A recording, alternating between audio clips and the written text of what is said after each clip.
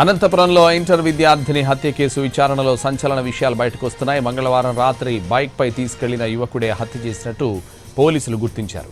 నరేష్ అనే యువకుడితో నెల రోజుల క్రితమే విద్యార్థితో పరిచయం ఏర్పడినట్టు తెలుస్తోంది. అయితే ఇద్దరి మధ్య గొడవే హత్యకు దారితీసినట్టు సమాచారం. విద్యార్థిని మృతదేహానికి రాత్రి పోస్టుమార్టం పూర్తి చేశారు వైద్యులు. అనంతరం కుటుంబ సభ్యులకు అప్పగించారు. రాత్రికి రాత్రే అంత్యక్రియలు కూడా పూర్తి చేశారు. మంగళవారం రాత్రి తన్మయ్ని తన బైక్పై తీసుకెళ్లిన నరేష్ ఇద్దరి మధ్య గొడవ జరిగింది. ఆ సమయంలో మాట పెరిగి తన్మయ్ను బీర్ బాటిల్తో కొట్టి చంపినట్టు సమాచారం.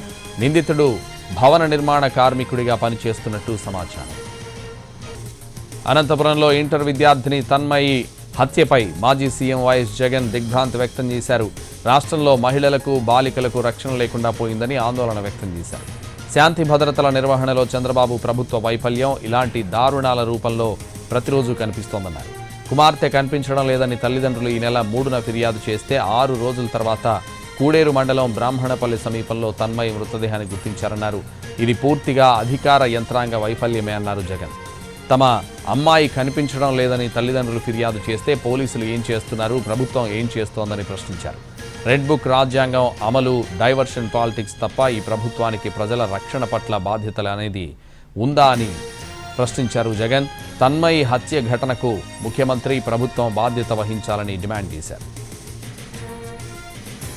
అనంతపురంలో ఇంటర్ విద్యార్థిని హత్య కేసు విచారణలో సంచలన విషయాలు బయటకు వస్తున్నాయి.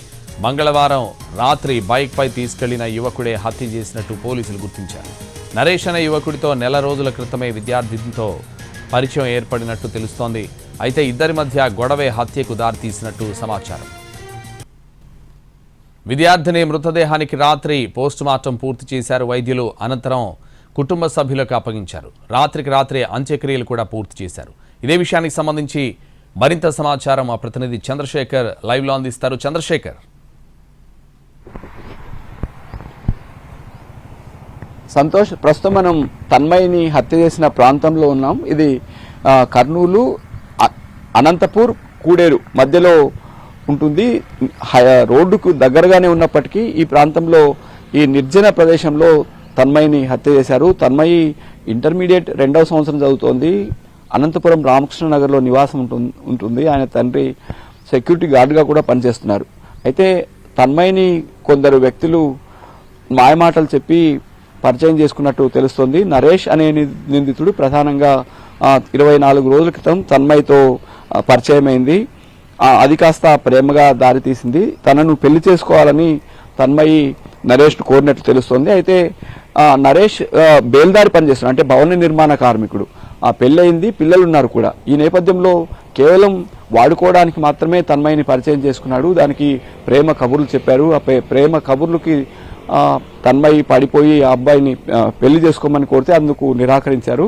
ఈ నేపథ్యంలో నిన్న పథకం ప్రకారమే తన్మయిని హత్య చేసినట్టు తెలుస్తోంది. 3వ తేదీ రాత్రి ఆమె ఇంటి నుంచి కూల్ డ్రింక్ తాగుతానని బయటికి వచ్చిన తన్మయి ఆ తర్వాత కనిపించలేదు. ఇంటికి రాకపోవడంతో పోలీసులకు మౌఖికంగా రాత్రి ఫిర్యాదు చేశారు. తర్వాత 4వ తేదీ ఉదయం మళ్ళీ వెళ్లి రాతపూర్వకంగా ఫిర్యాదు చేశారు.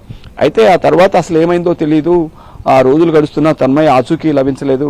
ఈ నేపథ్యంలో అనంతపురం కూడేరు మధ్యలో ఒక నిర్జన ప్రదేశంలో గుర్తుతెలియని మృతదేహాన్ని గుర్తించారు. ఆ తర్వాత ఆరా తీస్తే అది తన్మయి మృతదేహంగా తల్లిదండ్రులు కూడా గుర్తించారు. అసలు మనం చూడొచ్చు, ఇది నిర్జన ప్రదేశం. ఇక్కడ ఎవరు జనసంచారం ఉండే ప్రదేశం కాదు. కంప చెట్లు ఉన్నాయి.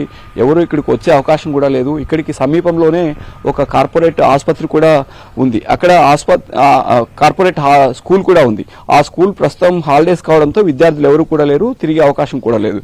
అయితే ఈ ప్రాంతానికి సమీపంలోనే అనంతపురం కూడేరు రోడ్డు కూడా ఉంది. వాహనాల రాకపోకలు ఎప్పుడు ఉంటాయి. అయితే ఈ రోడ్డు మనం చూడొచ్చు, ఇక్కడ మనకు సమీపంలోనే రోడ్డు కూడా కనిపిస్తుంది.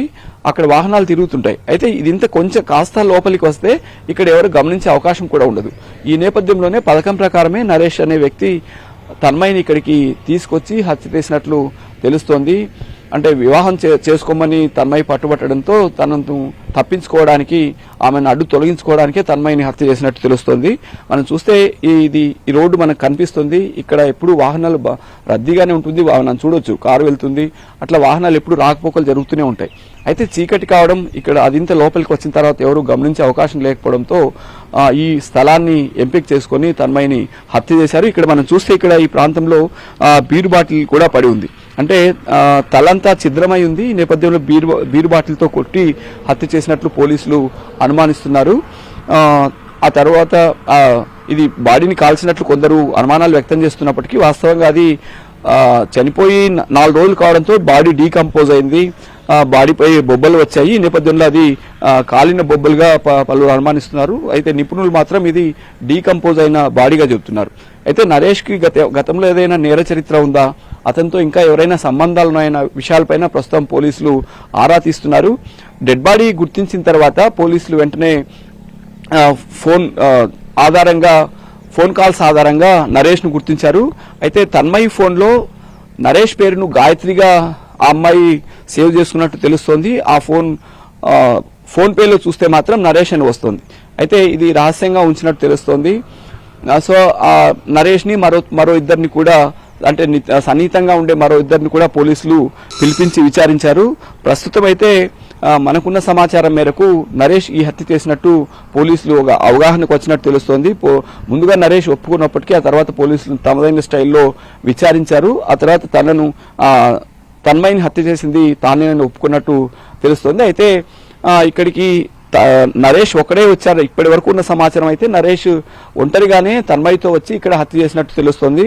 అయితే ఇంకా దీని వెనక ఎవరైనా ఉన్నారా, నరేష్ తో ఎవరైనా చేతులు కలిపారా, వాళ్ళని కూడా ఇక్కడికి తీసుకొచ్చి వారి సహాయంతో ఏమైనా హత్య చేశారన్న విషయాలు కూడా తేలాల్సి ఉంది. అయితే నిన్న తన్మయి మృతదేహం బయటపడ్డ తర్వాత సంచలన సంఘటనగా చెప్పుకోవచ్చు. ఇది విషాదకర సంఘటనగా కూడా చెప్పుకోవచ్చు. హోంమంత్రి వెంటనే స్పందించారు. పోలీస్ డీజీపీతో మాట్లాడారు, జిల్లా పోలీస్ అధికారులతో కూడా మాట్లాడారు. నారా లోకేష్ కూడా స్పందించారు. నిందితులు ఎవరైనా కఠినంగా శిక్షించాలని ఆదేశించారు. ఈ నేపథ్యంలో ఈ సంఘటన మరింత సంచలనం కాకుండా ఉండేందుకు, దీని కారణంగా ఇబ్బందులు తలెత్తకుండా ఉండేందుకు నిన్న రాత్రికి రాత్రే పోస్ట్ మార్టం కూడా నిర్వహించారు. వాస్తవంగా ఇవాళ పోస్ట్ మార్టం చేయాల్సి ఉంది. అయితే నిన్న రాత్రే పోస్ట్ మార్టం చేసి మృతదేహాన్ని కూడా నిన్ననే ఖననం చేశారు. అయితే అమ్మాయి పేరెంట్స్ అయితే మొదట పోలీసులపై ఆరోపణలు చేశారు, సరిగా పట్టించుకోలేదని. వాస్తవంగా అమ్మాయి మిస్ అయిన రోజు రాత్రే తన్మయిని అతను హత్య చేశారని స్పష్టంగా తెలుస్తోంది. పోలీసుల దర్యాప్తులో మరిన్ని విషయాలు వెలుగులోకి వచ్చే అవకాశం ఉంది. సంతోష్. థాంక్యూ చంద్రశేఖర్.